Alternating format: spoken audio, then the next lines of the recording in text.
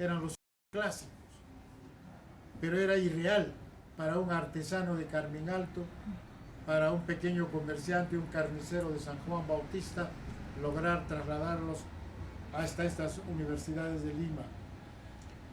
Entonces se desarrolla un movimiento fuerte, el 66, 67, el 68, ese es otro signo de la crisis.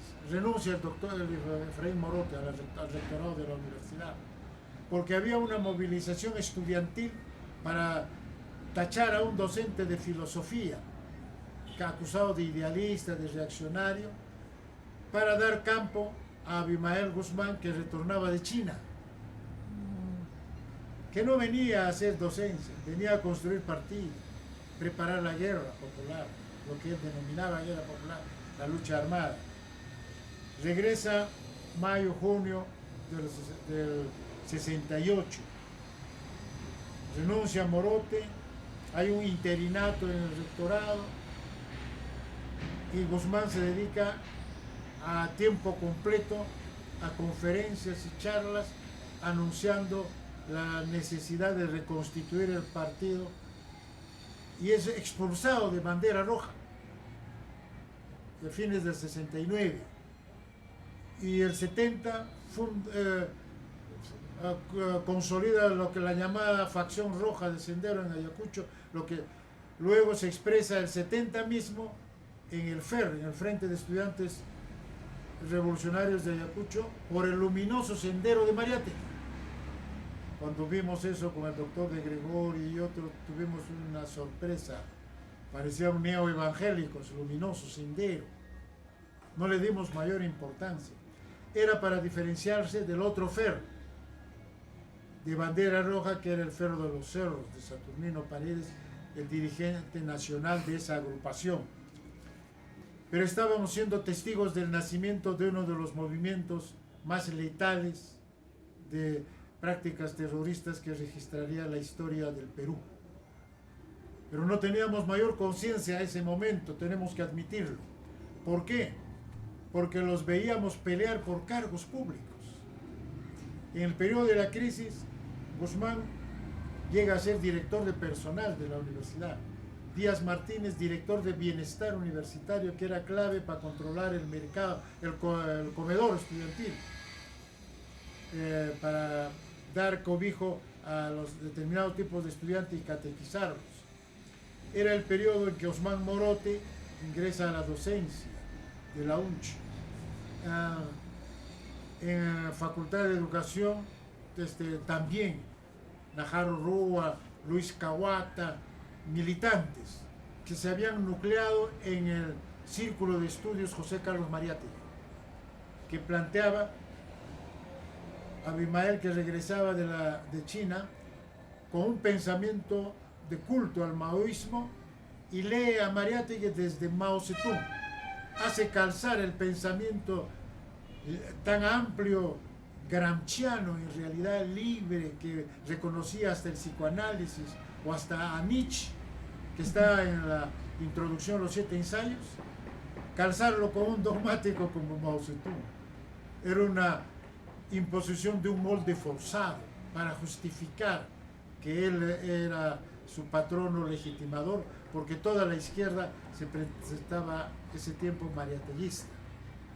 Y ellos querían capitalizar esa imagen forzadamente, cuando en realidad lo que tenían era el maoísmo más dogmático, que se difunde y se impone en el currículo escolar, en la currícula universitaria, disculpe. El materialismo dialéctico, materialismo histórico 1 y 2, especialmente en el ciclo básico, el primer año, para todo, donde los alumnos todavía no habían definido una especialidad. Era casi de adoctrinamiento un año. Y luego materialismo histórico 1 y 2 en todas las facultades. Esa fue la etapa de adoctrinamiento masivo de la UNCH. Sin embargo, no quiere decir que esas enseñanzas se hayan concretado en militancia partidaria. La universidad, para el año 77, ya tenía más de 7.000 estudiantes. Y la militancia senderista del FER Sendero Luminoso no pasaba de 300 o 400 que salían a hacer las marchas, ¿no? Repetidas. Pero Abimael Guzmán se retira en el 74, pide licencia, y luego viene fugazmente el 75 para perderse en la clandestinidad. De igual manera, el 77, Díaz Martínez, Casanova, varios otros cahuatas se retiran de la docencia. El FER de Sendero Luminoso abandona la FUCH, que había ganado el 77, para irse al campo. Habían considerado terminada el trabajo político.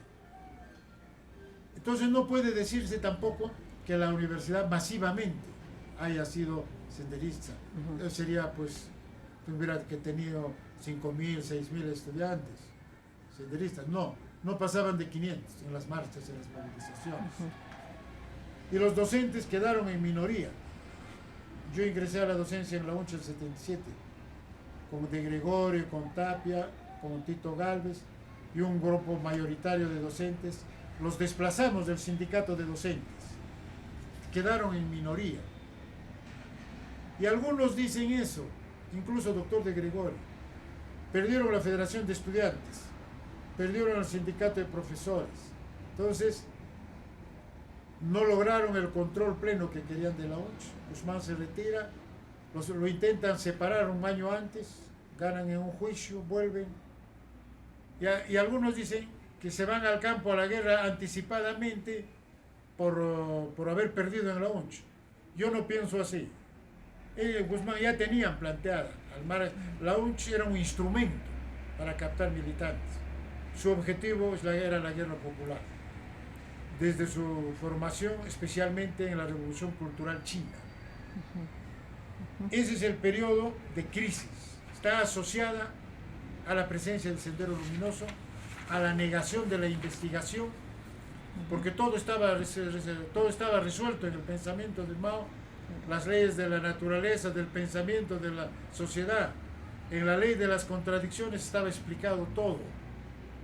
Y en Mariátegui todas las características del Perú, y lo único que había que hacer ya no era pensar, era hora de la acción, de la transformación, el objetivo de la revolución. Yo vi a Guzmán entrando a clases con sus citas de Mao Zedong, su librito de las 5 tesis, de Rojas, levantándola. Esa es la negación de un profesor universitario. Negación de la universidad, que es el debate de ideas contrapuestas, no la imposición autoritaria.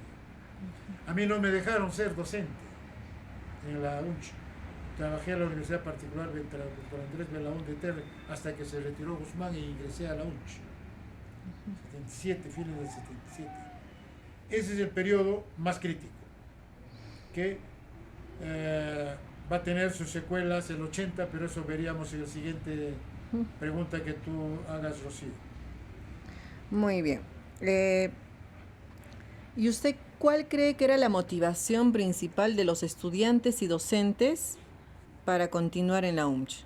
¿En qué periodo? En este periodo de la crisis. Es el periodo en que disminuye drásticamente el número de alumnos. Ya no se podía hacer investigaciones de campo, ni de tesis, ni de nada, ¿no? Yo me retiro el 84 o el 85 a hacer mis estudios de maestría de la Universidad Católica en Lima.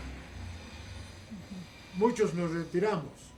Abilio Vergara se fue a México y ya no regresó hasta ahora, ¿no? Porque la motivación nuestra era investigar, salir al campo. No puede haber antropólogo sin campo, como un psicólogo sin pacientes, ¿no? Entonces teníamos que, ni tampoco agrónomos sin prácticas de campo. Es el periodo en que el objetivo se retrae de la universidad, vive en un ambiente de incertidumbre y solo el objetivo es culminar la carrera y lograr sacar el título, que al comienzo, en esa época, no sirve de mucho. El egresado de la UNCH era rechazado como prosenderista, y muchos de ellos sacan sus títulos en universidades de Ica, Lima, Trujillo, y ya no en la UNCH, porque sabían que era como un certificado de antecedentes penales por el pecado original de la fundación de Sendero allí. El objetivo entonces era acumular créditos, lograr un mínimo de prácticas que en otros casos, por ejemplo en antropología, se derivaron a estudios en historia, en archivo, ¿no? O de folclore, cosas que no tuvieran, si no fueran cuestionadas. En agronomía, en las cercanías de Guayapán, Palpachaca, que también fueron atacadas y quemadas por Sendero. El periodo del 82 se planteó la posibilidad de la universidad de autorrecesarse antes que intervenga la universidad del gobierno. ¿Por qué? Porque habían tomado el cuartel de Tiré en la cárcel de Ayacucho, con más de 300 presos liberados, 70 de esos senderistas, entre ellos Edith Lagos, Pérez Guaranja, ¿no? Entonces allí, en el periodo de la violencia, entonces había el riesgo de receso de cualquier momento. Entonces los alumnos sacaban sus certificados